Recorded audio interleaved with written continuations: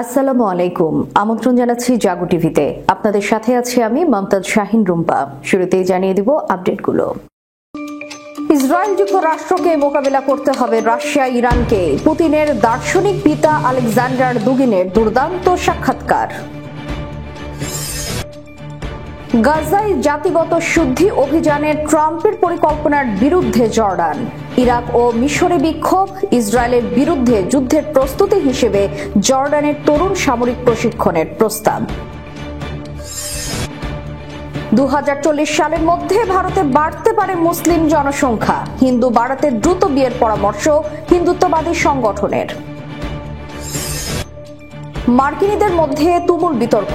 Trump নয়, যুক্তরাষ্ট্রের প্রেসিডেন্টের চেয়ারে ইলন মাস্ককে বসিয়ে দিল টাইম ম্যাগাজিন। হামাস নেতাদের সঙ্গে খামেনির সাক্ষাৎ।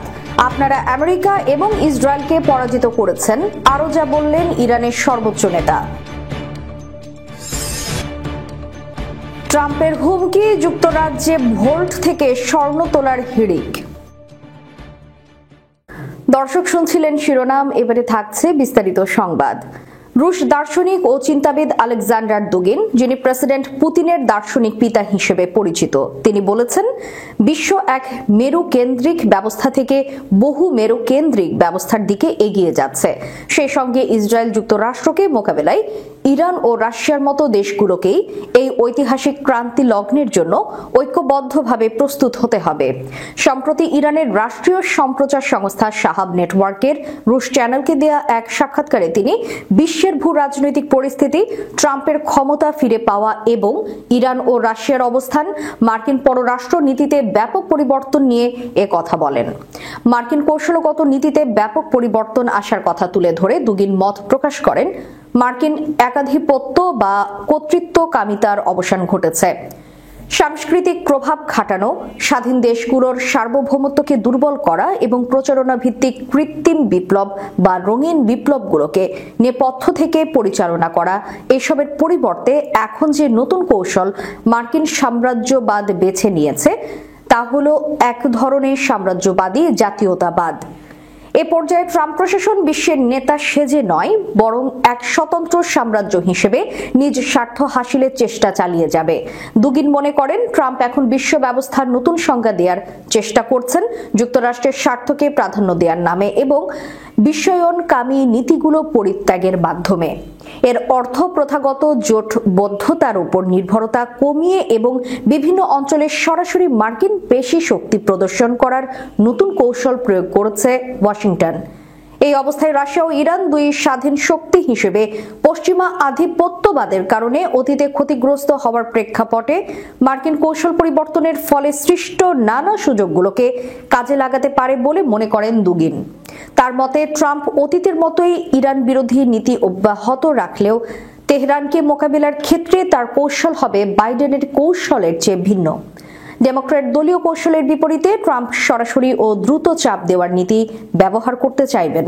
দুগিন বলেন, ট্রাম্পের পররাষ্ট্র নীতিতে ইসরায়েল আগের মতোই প্রাধান্য পাবে, ফলে ইরান ও প্রতিরোধ অক্ষের উপর মার্কিন চাপ বাড়তেই থাকবে।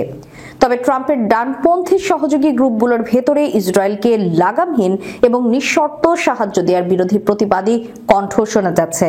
দুগিন তার বক্তব্যে ইরান ও রাশিয়ার মধ্যে কৌশলগত ঐক্যকে সাম্প্রতিক সময়ের অন্যতম প্রধান ভূ রাজনৈতিক ঘটনা হিসেবে উল্লেখ করেন।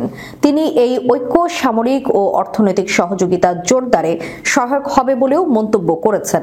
তার মতে ইরানের উচিত রাশিয়ার পারমাণবিক ছায়াতলে আশ্রয় নেওয়া এবং বিনিময়ে রাশিয়া এই অঞ্চলে ইরানের ভূ রাজনৈতিক সুবিধাগুলোকে ব্যবহার করতে পারে, যার মধ্যে রয়েছে পারস্য উপসাগর এবং দক্ষিণ এশিয়ার সঙ্গে যোগাযোগের সুবিধা। দুগিনের মতে রুশ ইরান ঐক্যের এই বিষয়টি কেবল কৌশল হিসেবেই জরুরি নয়, বরং এক নতুন সভ্যতার ভিত্তি গড়ার কাজেও পশ্চিমা চাপগুলোকে ঠেকানোর জন্য জরুরি। তিনি এ সময় ফিলিস্তিন ও গাজার সাম্প্রতিক ঘটনা প্রবাহ সম্পর্কে বলেন, এই সংঘাত বিশ্বে ইসরায়েল সম্পর্কে অতীতের যে ধারণা ছিল তা বদলে দিয়েছে। ইসরায়েল গত কয়েক দশকে নিজেকে নির্যাতিত বা মজলুম হিসেবে তুলে ধরতে সফল হয়েছিল, কিন্তু গাজায় বেসামরিক জনগণের উপর ইসরায়েলের নির্বিচার গণহত্যা সেই চিত্রকে প্রশ্নবিদ্ধ করেছে এবং বিশ্ব জনমত এখন ইসরায়েলের বিপক্ষে। পক্ষে। আর এটাই সাম্প্রতিক বছরগুলোতে ইসরায়েলের সবচেয়ে বড় পরাজয় এবং এর ফলে ইসরায়েলের প্রতি মার্কিন সরকারের প্রথাগত সহায়তাও নতুন নানা চ্যালেঞ্জের মুখোমুখি হয়েছে। একই সঙ্গে বহুমেরু কেন্দ্রিক এক নতুন বিশ্ব ব্যবস্থার উজ্জ্বল ভবিষ্যতের ব্যাপারে দৃঢ় আশাবাদী দুগিন, যে ব্যবস্থার একক মার্কিন আধিপত্যের পরিবর্তে চীন, রাশিয়া, ইরানের মতো দেশগুলোরও আগের চেয়েও জোরালোভাবে গুরুত্বপূর্ণ ভূমিকা থাকবে। আর এই নয়া বিশ্ব ব্যবস্থা পশ্চিমাদের মোকাবিলায় এক নতুন সভ্যতা গড়ে তুলবে বলে মনে করেন এই রুশ দার্শনিক এবং চিন্তাবিদ। সূত্র তাসনিম নিউজ। গাজায় জাতিগত শুদ্ধি অভিযানের ট্রাম্পের পরিকল্পনার বিরুদ্ধে জর্ডান, ইরাক ও মিশরে বিক্ষোভ। ইসরায়েলের বিরুদ্ধে যুদ্ধের প্রস্তুতি হিসেবে জর্ডানের তরুণ সামরিক প্রশিক্ষণের প্রস্তাব। মার্কিন প্রেসিডেন্ট ডোনাল্ড ট্রাম্প গাজা উপত্যকার স্থানীয় জনগোষ্ঠীর বিরুদ্ধে জাতিগত শুদ্ধি অভিযান চালানোর যে পরিকল্পনা উত্থাপন করেছেন তার বিরুদ্ধে প্রতিবাদ জানিয়ে জর্ডান, ইরাক ও মিশরে হাজার হাজার মানুষ বিক্ষোভ দেখিয়েছেন। গাজাবাসী ফিলিস্তিনিদের জোর করে এই উপত্যকা থেকে বের করে দেওয়ার ব্যাপারে ট্রাম্পের পরিকল্পনার বিরোধিতা করে রাজধানী আম্মান সহ জর্ডানের বিভিন্ন শহরে শুক্রবার ব্যাপক বিক্ষোভ অনুষ্ঠিত হয়। বিক্ষোভে দেশটির বহু রাজনীতিবিদ অংশগ্রহণ করেন।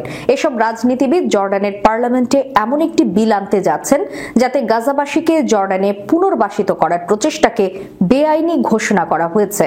ট্রাম্প গত সপ্তাহে তার পরিকল্পনা এভাবে শুরু করেছিলেন যে গাজাবাসীকে আরব দেশগুলোতে, বিশেষ করে জর্ডান ও মিশরে পাঠিয়ে দেয়া হবে। কিন্তু ওই দুই দেশ ট্রাম্পের পরিকল্পনা প্রত্যাখ্যান করার পর তিনি আরো জঘন্যভাবে বলেন গাজাবাসীকে সেখান থেকে বিতাড়িত করে উপত্যকাটি দখল করে নেবে আমেরিকা। বিক্ষোভে জর্ডানের একজন রাজনীতিবিদ এমনকি এই প্রস্তাবও দেন যে ইসরায়েলের সাথে একটি সম্ভাব্য যুদ্ধের প্রস্তুতি হিসেবে জর্ডানের তরুণ সমাজকে বাধ্যতামূলক সামরিক প্রশিক্ষণ দিয়ে রাখা দরকার। এদিকে ট্রাম্পের বর্ণবাদী পরিকল্পনার বিরোধিতা করে রাজধানী বাগদাদ সহ ইরাকের বিভিন্ন শহরেও বিক্ষোভ হয়েছে। একই রকম বিক্ষোভ হয়েছে মিশরেও। এর আগে বিশ্বের বহু দেশ গাজাবাসীর বিরুদ্ধে জাতিগত শুদ্ধি অভিযান চালানোর বিরোধিতা করে বক্তব্য দেন। জাতিসংঘ মহাসচিব আন্তোনিও গুতেরেস পর্যন্ত ট্রাম্পের পরিকল্পনার নিন্দা জানিয়েছেন। সূত্র পার্স টুডে। সম্প্রতি খবর প্রকাশিত হয়েছে যে 2040-এর মধ্যে ভারতে মুসলিম জনসংখ্যা হিন্দু জনসংখ্যাকে ছাড়িয়ে যাবে। আর তাতেই উদ্বিগ্ন হয়ে পড়েছে কট্টর হিন্দুত্ববাদী সংগঠনগুলি। তাই দ্রুত বিয়ে করে হিন্দু জনসংখ্যা বাড়াতে দেশব্যাপী হিন্দু যুবক যুবতীদের 25 বছরের মধ্যে বিয়ে করার আহ্বান জানিয়েছে হিন্দুত্ববাদী সংগঠন বিশ্ব হিন্দু পরিষদ। হিন্দু পরিষদের কেন্দ্রীয় ট্রাস্টি বোর্ডের তরফে আয়োজিত এক শিবিরে এই আহ্বান জানান সংগঠনের নেতারা। পরিষদের জাতীয় মুখপাত্র বিনোদ বনশাল বলেন, বৈদিক নীতি অনুসারে গৃহস্থ আশ্রমে প্রবেশের জন্য 25 বছরই সঠিক বয়স। তাই যুবক যুবতীদের এই বয়সের মধ্যে বিয়ে করার জন্য আবেদন করার প্রস্তাব গৃহীত হয়েছে। হিন্দু জনসংখ্যা বৃদ্ধির মাধ্যমে দেশে জনসংখ্যার ভারসাম্য রক্ষা করতে হিন্দু পুরুষ ও মহিলাদের এগিয়ে আসতে হবে। তিনি বলেন, জনসংখ্যার ভারসাম্যহীনতা হিন্দু সমাজের অস্তিত্বের জন্য মারাত্মক হয়ে দাঁড়াবে, কারণ হিন্দু সংখ্যা হ্রাস সমস্যা তৈরি করতে পারে। পরিষদের যুগ্ম সাধারণ সম্পাদক ডক্টর সুরেন্দ্র জৈন বলেন, বর্তমান সময়ে এর প্রয়োজনীয়তা রয়েছে। হিন্দুরা এই দেশের পরিচয়। যদি হিন্দুদের সংখ্যা হ্রাস পায় তাহলে অবশ্যই দেশের পরিচয় এবং অস্তিত্ব নিয়ে সংকট দেখা দেবে। তিনি বলেন যে অনেক বৈজ্ঞানিক গবেষণায় প্রমাণিত হয়েছে যে শিশুদের সার্বিক বিকাশের জন্য প্রতিটি পরিবারে 2 বা 3টি শিশু থাকা প্রয়োজন। টাইম ম্যাগাজিনের সর্বশেষ প্রচ্ছদ নতুন বিতর্কের জন্ম দিয়েছে। প্রচ্ছদে দেখা যাচ্ছে ইলন মাস্ক হোয়াইট হাউসের ওভাল অফিসে প্রেসিডেন্টের রেজুলেট ডেস্কের পেছনে বসে আছেন, হাতে কফির পেয়ালা। এই প্রচ্ছদ নিয়ে রাজনৈতিক বিশ্লেষকরা মনে করছেন এটি কেবল চমক সৃষ্টির জন্য নয়, বরং ডোনাল্ড ট্রাম্পের উপর মাস্কের ক্রমবর্ধমান প্রভাবের ইঙ্গিত বহন করছে। বর্তমানে মাস্কের হাতে যে প্রশাসনিক ক্ষমতা অর্পিত হয়েছে তা নজিরবিহীন। ট্রাম্প তার দ্বিতীয় মেয়াদে মাস্কের ডিপার্টমেন্ট অব গভর্নমেন্ট এফিসিয়েন্সি পরিচালনার দায়িত্ব দিয়েছেন, যা মূলত সরকারি খাতের সংস্কারের দায়িত্ব পালন করছে। বিশেষজ্ঞরা বলছেন এটি মাস্ককে ব্যাপক ক্ষমতার অধিকারী করেছে, যার ফলে লাখো সরকারি কর্মচারী এখন তার সিদ্ধান্তের উপর নির্ভরশীল হয়ে পড়েছেন। টাইম ম্যাগাজিনের প্রতিবেদনে বলা হয়েছে, মাস্কের সিদ্ধান্তের ফলে যুক্তরাষ্ট্রের সরকারি প্রশাসন দ্রুত রূপান্তরিত হচ্ছে এবং তিনি প্রায় কোনো জবাবদিহিতা ছাড়াই ব্যাপক পরিবর্তন আনতে পারছেন। বিশ্লেষকরা বলছেন, ট্রাম্প প্রশাসনের বাস্তব সিদ্ধান্তগুলোর নিয়ন্ত্রণ হয়তো মাস্কের হাতেই চলে যাচ্ছে, যেভাবে স্টিভ ব্যানন প্রথম মেয়াদে ট্রাম্পের ছায়া উপদেষ্টা হিসেবে কাজ করেছিলেন। টাইম ম্যাগাজিনের এই প্রচ্ছদ ইতোমধ্যে ব্যাপক আলোচনার জন্ম দিয়েছে। মাস্ককে হোয়াইট হাউসের অভ্যন্তরে প্রেসিডেন্টের আসনে বসিয়ে দেখানো হয়েছে, যা বোঝাতে চায় তিনি প্রকৃত ক্ষমতাধারী। এই ধরনের চিত্রায়ন অতীতে দেখা গেছে 2017 সালে, যখন স্টিভ ব্যাননকে দ্য গ্রেট ম্যানিপুলেটর নামে অভিহিত করে টাইম ম্যাগাজিন প্রচ্ছদ করেছিল। ব্যাননের মতোই মাস্কও কি ট্রাম্পের ছায়ায় থেকেও তাকে নিয়ন্ত্রণ করছেন? বিশেষজ্ঞরা বলছেন, মাস্কের ব্যাপক স্বাধীনতা, সরকারি কাজে সরাসরি হস্তক্ষেপ এবং ট্রাম্পের নীতি নির্ধারণে তার প্রভাব স্পষ্ট। টাইমের প্রতিবেদন অনুসারে মাস্ক বর্তমানে কেবলমাত্র ট্রাম্পের কাছে জবাবদিহি করেন এবং ট্রাম্পও তাকে তার নিজস্ব নীতির প্রতিফলন ঘটানোর জন্য পূর্ণ স্বাধীনতা দিয়েছেন। টাইমের এই প্রচ্ছদ নিয়ে যখন ট্রাম্পকে প্রশ্ন করা হয়, তিনি বিদ্রূপের সুরে বলেন, টাইম ম্যাগাজিন কি এখনো ব্যবসায়ী টিকে আছে? আমি তো জানতাম না, যদিও এটি একটি হাস্যরসাত্মক উত্তর মনে হতে পারে। তবে বিশ্লেষকরা বলছেন, ট্রাম্পের জন্য তার ইমেজ অত্যন্ত গুরুত্বপূর্ণ। ফিলিস্তিনি ইসলামী প্রতিরোধ আন্দোলন হামাসের শুরা কাউন্সিলের চেয়ারম্যানের নেতৃত্বে কয়েকজন সদস্য আজ শনিবার সকালে ইসলামী বিপ্লবের সর্বোচ্চ নেতা আয়াতুল্লাহিল উজমা খামেনেইর সঙ্গে সাক্ষাৎ করেছেন।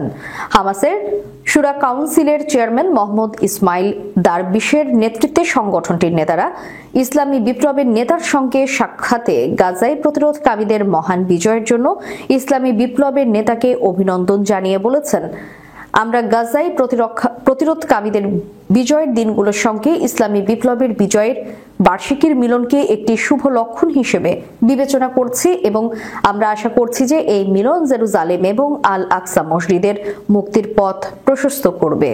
বৈঠকে আয়াতুল্লাহ খামেনেই গাজায় শহীদদের এবং শহীদ কমান্ডারদের, বিশেষ করে শহীদ ইসমাইল হানিয়ার স্মৃতির প্রতি শ্রদ্ধা জানিয়ে হামাস নেতাদের উদ্দেশ্যে বলেন, সর্বশক্তিমান মহান আল্লাহ আপনাদের এবং গাজার জনগণকে সম্মান ও বিজয় দান করেছেন এবং গাজাকে ইঙ্গিত করে তিনি পবিত্র কোরআনের সেই মহৎ আয়াতের উদাহরণ তুলে ধরেন, যেখানে বলা হয়েছে যে সম্ভবত একটি ছোট দল ঐশী সাফল্য এবং অনুমতিতে একটি বৃহৎ এবং শক্তিশালী দলকে পরাজিত করতে পারে।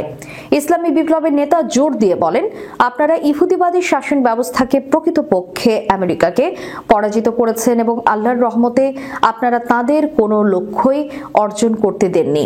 ইসলামী বিপ্লবের সর্বোচ্চ নেতা বলেন, ফিলিস্তিনি সমস্যা আমাদের জন্য একটি প্রধান সমস্যা এবং ফিলিস্তিনিদের জন্য বিজয়ও আমাদের জন্য একটি সুনির্দিষ্ট বিজয়।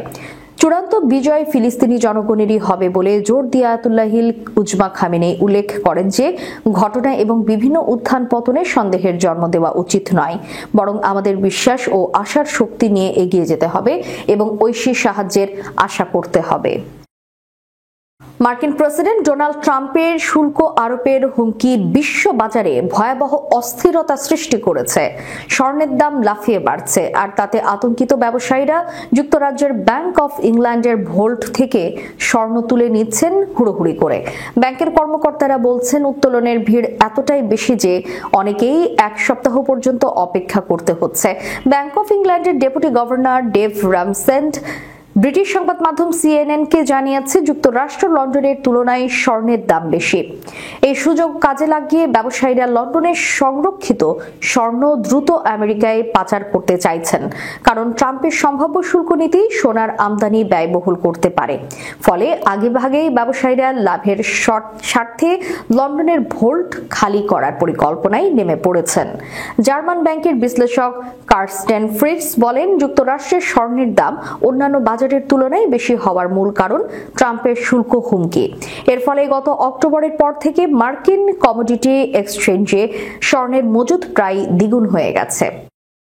দর্শক, শেষ করার পূর্বে সংবাদ শিরোনামগুলো জানিয়ে দিব আরো একবার।